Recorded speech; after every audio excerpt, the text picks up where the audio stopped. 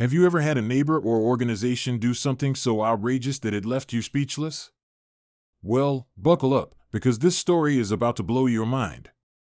It all started when I got a notice from the HOA, a letter stating that there was going to be some routine maintenance on the water supply system in our community. They promised it would be quick and there wouldn't be any major disruptions. But what they did next was beyond crazy.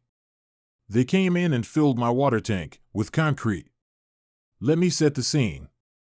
I live in a nice suburban neighborhood, one of those quiet places where everyone knows each other and life is supposed to be calm. The water tank in my yard, which I had thought was just a regular storage tank for my home's water needs, was actually connected to the water supply for the entire neighborhood. So, here's what happened.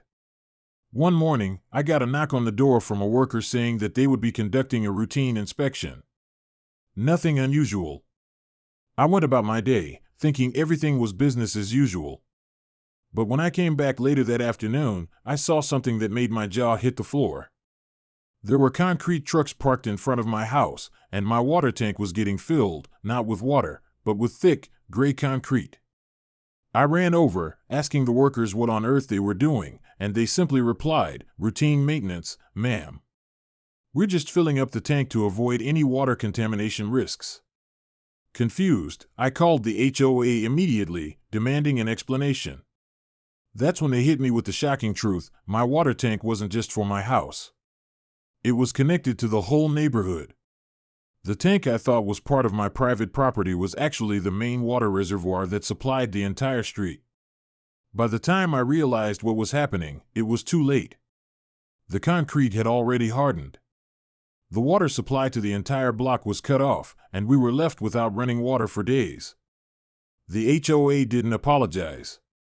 They blamed it on a miscommunication and promised to fix it eventually. But the damage had been done. We had to get temporary water supplies from trucks, and I spent days fighting to get my neighbors to understand what went wrong. This bizarre mistake cost a fortune in repairs and left me with a tank full of concrete, all because the HOA didn't think to double-check what they were doing. So, next time you get a notice from your HOA, don't just trust it, check everything yourself. You never know when they might fill your life with concrete, literally.